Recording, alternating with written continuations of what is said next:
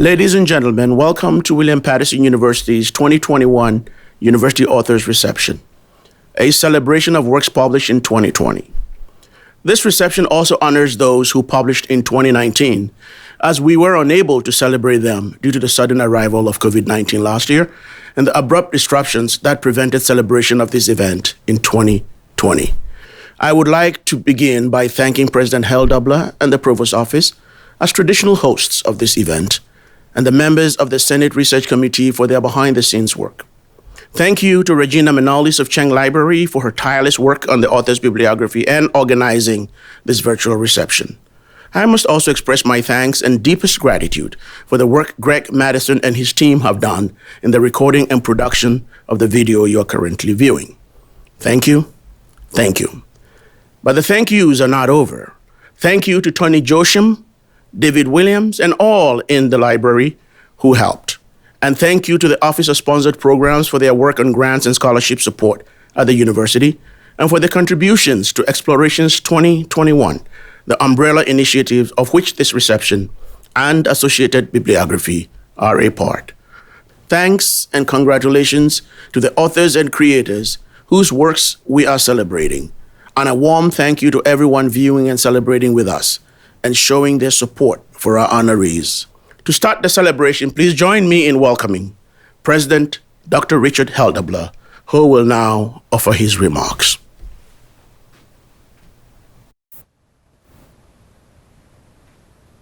Thank you, Edward. And thanks to Regina, the Library Acquisition Specialist, for organizing and hosting this great event. Hello, authors. Congratulations to everyone on your wonderful accomplishment. Whether you published a piece of poetry in an anthology, a peer-reviewed article in a scientific journal, a novel, or a book-length work of nonfiction, you are all helping to advance knowledge in your field. Both first-time and experienced authors are helping to sustain William Patterson faculty and staff's well-earned reputation for excellence across dozens of disciplines. Throughout my own career, I've had several opportunities to author or co-author articles on arts education, and most recently, a piece on mentoring for a book on LGBTQ leadership. So I know how much work is involved. I also know how worthwhile the process is. And whatever the form and whatever the field, the experience makes you better teachers. This event is appropriately called Explorations, because it is the explorer's spirit that we are here to celebrate. From social history to contemporary culture to microorganisms to grand philosophies, the work that you have published represents an amazing range of depth. For faculty members, we all know about the supposed tension between research and teaching. As with many things, though, I like to emphasize that it doesn't have to be a question of or. It can and it must be a matter of and. We can conduct and publish research and be a great teacher in the classroom. I know that you and your colleagues are proof of that, and I know that your students benefit as a result. And to the staff authors, you are great examples of the fact that William Patterson truly is an academic community in which everyone can explore and share best practices with colleagues throughout higher education. You should all be very proud of your work, both the work that you published and all of the work that went into getting it published, the long back and forth with editors, the revisions, and all of the other effort that inevitably goes into the process. It has all been worthwhile. Congratulations, and enjoy the rest of the event.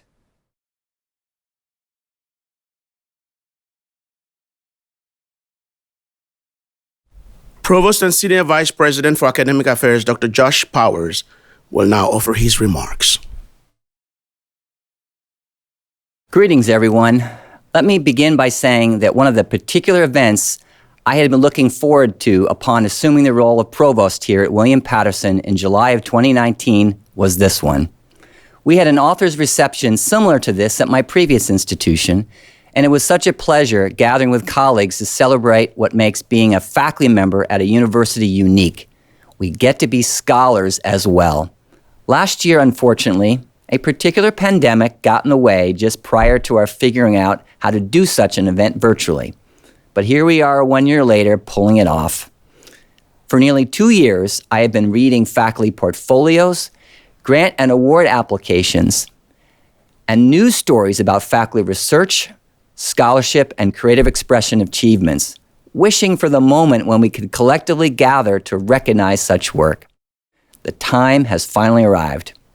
It is my distinct pleasure to share a few brief words at this important occasion that reminds us all what a privilege it is to possess intellectual curiosity, passion for knowledge, and a desire to make our human condition better.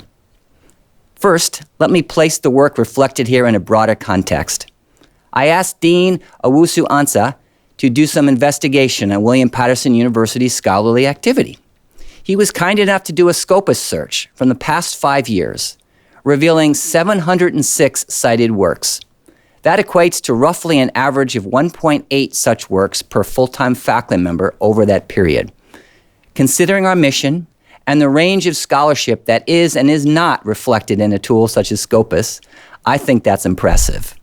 Just to this event alone, we honored the achievements of approximately 14 books, 240 articles, and 5 published conference proceedings. Congratulations to everyone being honored today. And a small confession, I had a published work this past year as well in the mix. Second, let me also say that I appreciate the Cheng Library for embracing and executing the role of supporting scholarship and creative expression at William Patterson and this event. I want to thank, in particular, Regina Manolis, Tony Jochum, and Edward Owusu-Ansah in particular for the roles you played, as well as Greg Madison from IRT and the team there. In closing, as some of you know, my discipline is higher education. Hence, my career has been about studying us. One of the seminal and earliest books that sought to describe what a university is was by John Henry Newman in his 1858 book, The Idea of a University. Among the many things he had to say was this: it is the place where the professor becomes eloquent and is a missionary and a preacher, displaying one's science in its most complete and most winning form, pouring it forth with the zeal of enthusiasm, and lighting up their love of it in the heart of hearers. Thank you to our authors here today, whose love of ideas and of sharing it with others is made possible through your works. You make us proud, and your disciplines are better for it.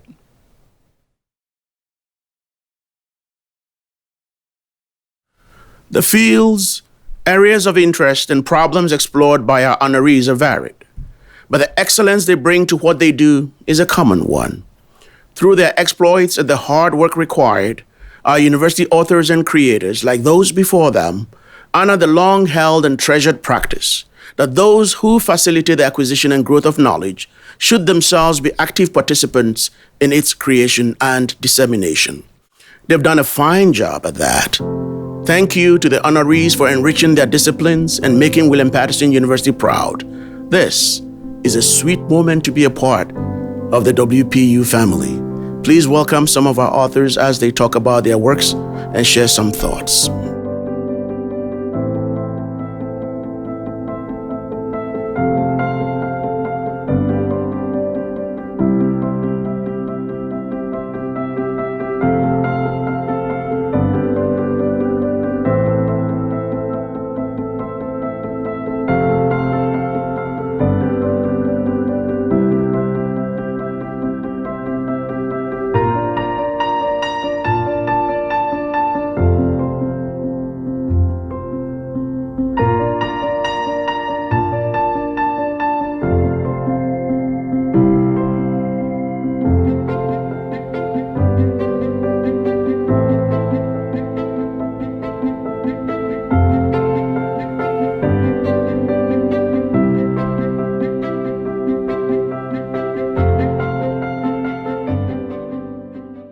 Hello, my name is Philip Jafari. I'm a professor of English at William Patterson.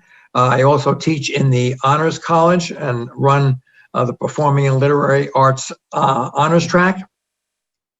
My 6th book was published just at the beginning of the pandemic.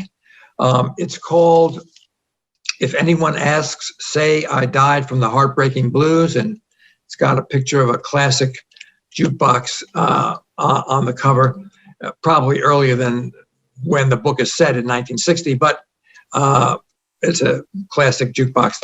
I wanted to read a little bit about what I was trying to do in the book.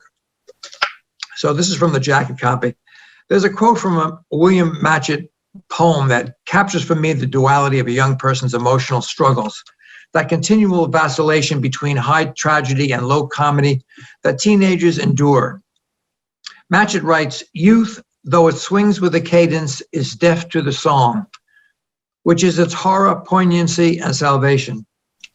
Because we don't see the whole picture, because we're blind or deaf to the larger perspective, our teenage years are spent walking the tremulous line between what's deadly serious and what's laughable, silly, or nonsensical."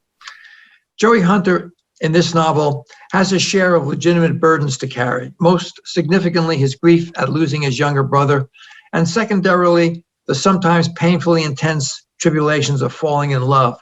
But much of what he undergoes is the quirky byproduct of naivete and the awkwardness of inexperience. He fumbles his way through the day and night of his 18th birthday, looking for that which seems right beyond his reach, those things we search for throughout our lives: love, comfort, and self-acceptance. That's pretty much what I was trying to go for to capture in this book. And my suggestion for those who have a story or a novel in mind is that the story is already inside you. We just have to, as writers, we just simply have to give it permission to come out. Thank you. My name is Dewar McLeod, professor of history, and this is my latest book, Making the Scene in the Garden State, Popular Music in New Jersey from Edison to Springsteen and Beyond. And I set out to first put New Jersey on the map in terms of music history. It's often dismissed as a spot between major cities. And I discovered that in the last 130 or 50 years that there have been music scenes popping up all over New Jersey. So I started with Edison, where the very first indoor music scene recording studio occurred in West Orange, and continued through the opening of the Victor Records label in Camden, and covers jazz scenes in post-war Englewood, the recording studio of Rudy Van Gelder, a teen dance show in Newark called Disco Teen, the origins of Bruce Springsteen at the Upstage Club, an all-night venue that Springsteen met many members of the E Street Band to jam in Asbury Park in the late 60s.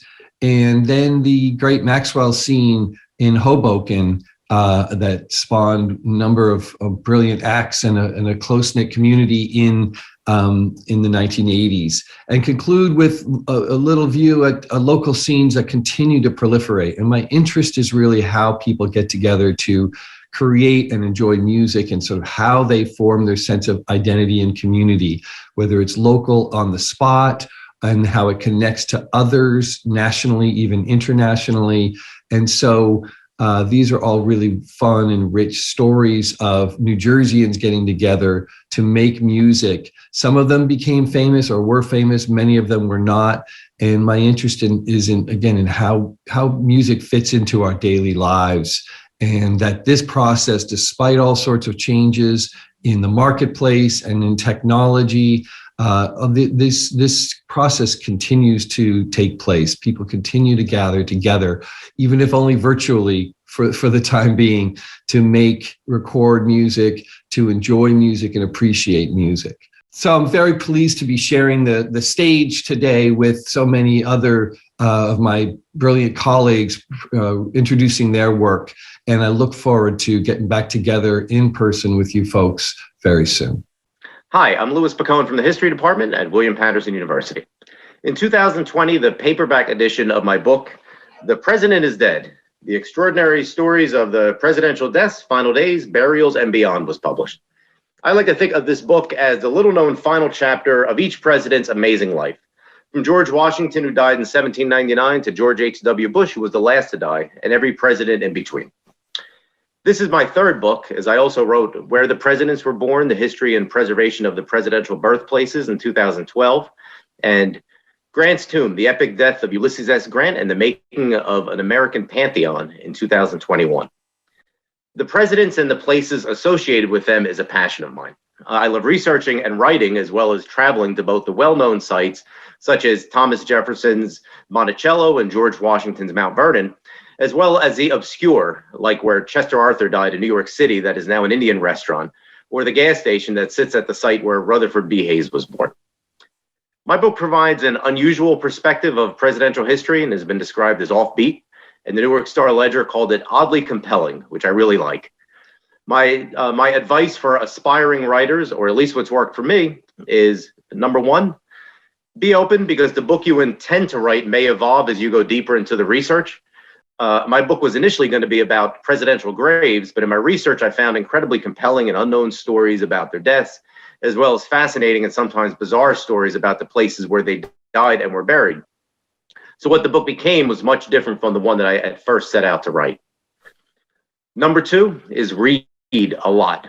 Find books that inspire you or may be similar to what you are trying to write, because the more you read, the better you write. Even reading poorly written books are helpful because they teach you how not to write. For that matter, the more you write, the better you write too, so look for opportunities to hone your writing skills. Number three, this has worked for me, but is by no means for everyone. I like to write about topics that have been previously ignored or underexplored. As you can see by my books, I have found a pretty unique niche. Number four, do not discount the value of doing nothing. Unplug, take a walk, sit in silence. Sometimes my best ideas come to me like a bolt of lightning when I am disconnected and lost in my thoughts. And finally, write about what you love, because you're going to spend a lot of time with your subject. The President is Dead took me about 4 years to research and write, and I enjoyed almost every minute of it. I believe your passion comes out in your writing, and I hope mine has in my books. Thank you, and congratulations to all the authors from William Patterson University. Hello, my dear colleagues. My name is Raza, and I am a professor at the Department of Management, Marketing, and Professional Sales out at the College of Business, way down yonder on 1600 Valley Road. Today, I will briefly talk to you about a book that I was fortunate enough to publish this year, that is in 2020, although it has a copyright of 2021. It's called The Rutledge Companion to Anthropology and Business. This book I have co-authored with a colleague, not from William Patterson. My colleague, Anne-Laure Fayard, is from New York University. This book completes, actually, it's the third in a trilogy. There are two other books of a similar kind that I have perpetrated on the unsuspecting audience. They are called the Rutledge Companions.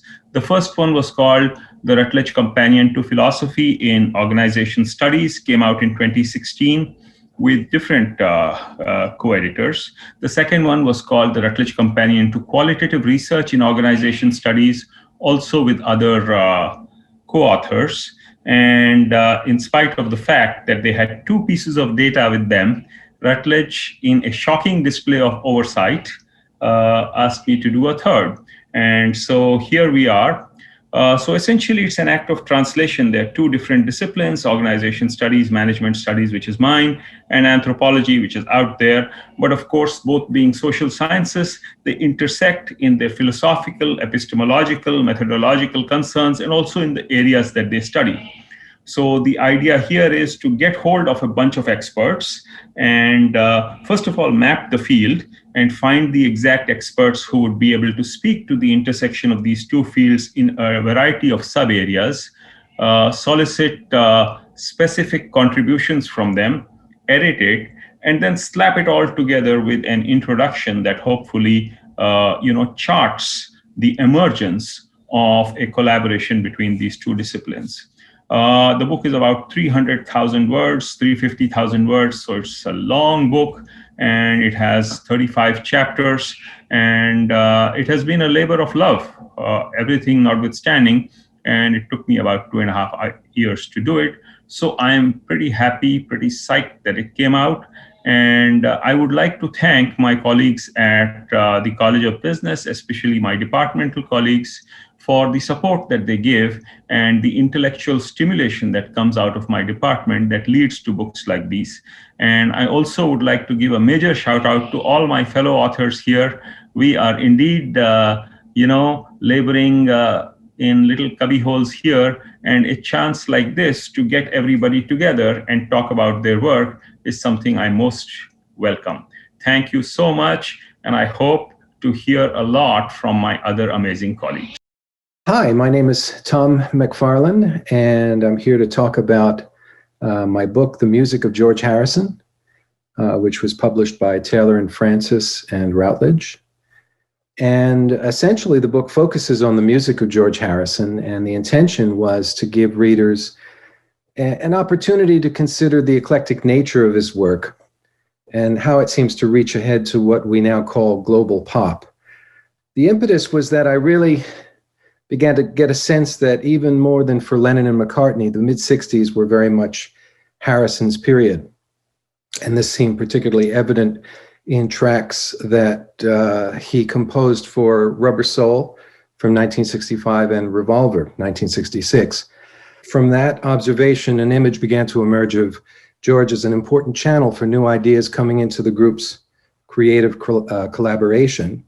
And he also seemed to grasp how technology was ultimately going to bring cultures together in a very profound way. In closing, I just want to thank William Patterson University for the opportunity to talk about the book, and also to extend my congratulations to the other authors who are featured in this process. Hello, I am Dr. Nadine Akhtan, and I am a professor in the Department of Nursing. My latest book, Fast Facts for Nurse Practitioners, Practice Essentials for Clinical Subspecialties, initially explores how the role of the nurse practitioner has evolved and will continue to play an essential role in shaping healthcare, both today and in the future. Nursing has been long referred to as both an art and a science. It is a practice discipline. Advanced practice nurses typically maintain competency by obtaining certifications, attending conferences, reading journals, and completing continuing education activities. As I approached my 20th year in advanced nursing practice and was awarded a half-year sabbatical, I decided to immerse myself in concentrated clinical practice time with physicians and advanced practice nursing specialists. The aim of this project was to describe what was learned and provide the reader with the current standards of practice in the evaluation and management of conditions typically presented in primary care settings. The book was developed with the intent to stimulate both critical thinking and clinical reasoning, serving as a resource to advanced practice nursing students as well as practicing nurse practitioners. Each chapter presents a different clinical specialty area, such as neurology, cardiology, or dermatology. Common primary care conditions are described alongside their corresponding management plans. Although scientific and evidence-based, the format is presented to the reader as part of the journey, making the book more desirable to the reader than the traditional textbook. Global, complex health challenges must be solved in interdisciplinary, collaborative ways. Advanced practice nurses work alongside all members of the healthcare team meaningfully and effectively. The goal of this book is for a seasoned nurse practitioner to share practical guidance which supports the reader to be better prepared in the provision of high-quality primary care to their clients and families. Thank you. Hi there. I'm Eric Steinhardt. I am professor of philosophy in the philosophy department at William Patterson University. And I have just recently published this book, Believing in Dawkins, The New Spiritual Atheism, I was inspired to write the book by the work of Richard Dawkins, a very famous writer, who hasn't been really looked at in a serious philosophical way. And I wanted to do that. I got intrigued by his work. I especially got obsessed with his writing. He seems to me to be one of the finest prose writers in the English language. And I just found his writing to be intoxicating. One of the interesting things is that, atheism is usually portrayed as a very negative, nihilistic kind of philosophy, but Dawkins tries to present it in a very positive way. And I wanted to capture that positivity and also build on Dawkins, since Dawkins isn't really a philosopher. So this is a philosophical kind of look at Dawkins, and it tries to build a new and different kind of atheism, which is positive and spiritual. So that was the motivation for the book. The book took a long time to write, as philosophy books often do. It took about 6 years from the start of the project to the end.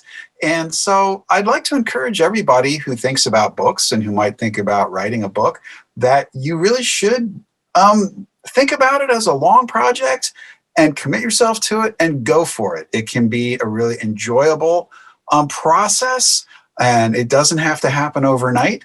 And I would like to encourage everybody to do it. Write a book. I'd like to thank everybody in my department for helping me support this process.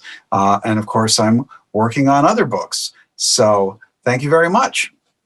Good morning, good afternoon. My name is Aaron Tesfaye, Chair at the Department of Political Science, Legal and Urban Studies. I've been asked by the library to briefly demonstrate my achievements in terms of scholarship. And in 2017, I wrote this book, State and Economic Development in Africa, published by Prager Press in New York. And then in 2017, I have this book, Ethiopia, China and Ethiopia in the Long-Term Perspective. The inspiration for political economy book, actually both of them are, on state and economic development in Africa, came about because I was a Fulbright scholar in Ethiopia twice. I was motivated to write about Ethiopia. Ethiopia historically, well, in the 1970s, 1980s, portrayed as a land of famine and conflict and so forth and so on. It still is in terms of conflict. And so, the question I posed myself was, what will be the process for Ethiopia to get out of poverty? Okay, that was my question. And then, of course, I had to go and look for the answers, the driving factors for economic development and so forth and so on. So it was a labor of love for me because I'm originally from Ethiopia. And the second book, China and Ethiopia, was written. The inspiration came whenever I visited Ethiopia, and I occasionally go there and teach. I'm a visiting professor.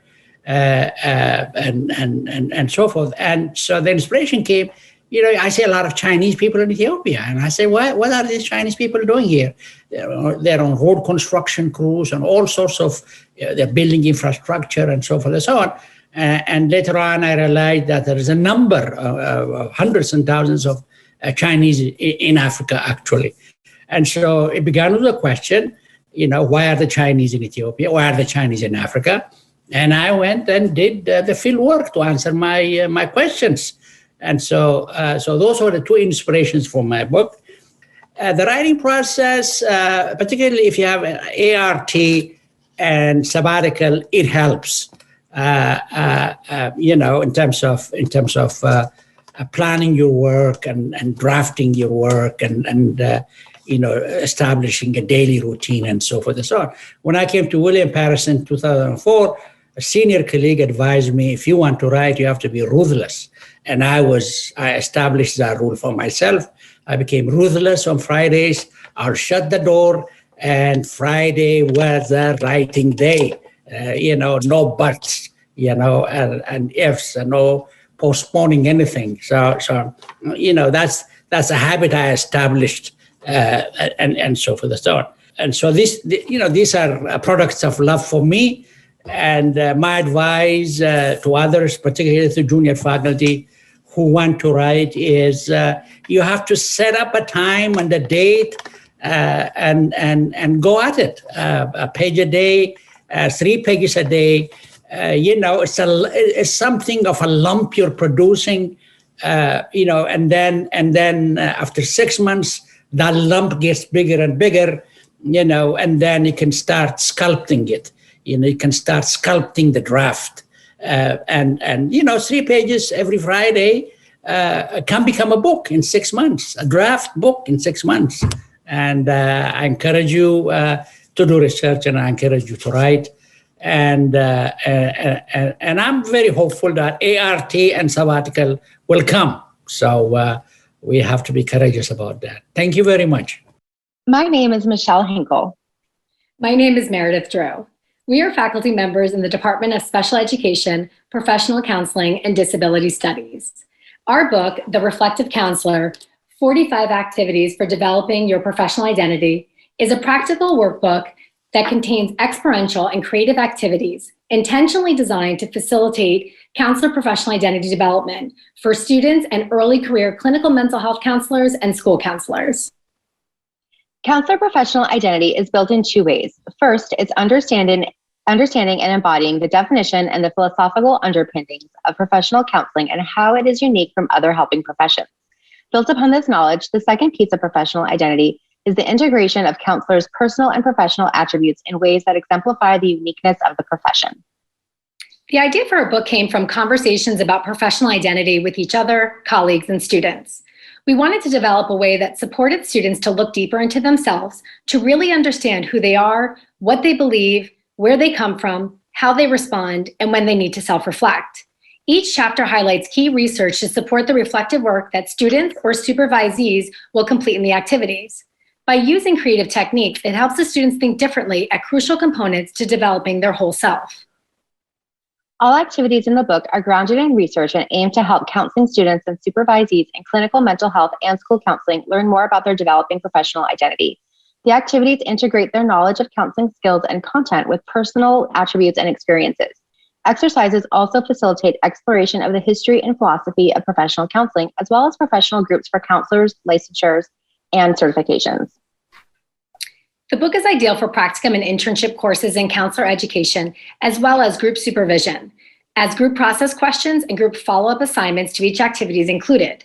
Upon completion of the workbook, students and supervisees will have a journal of their process in the beginning stages of counselor professional identity development.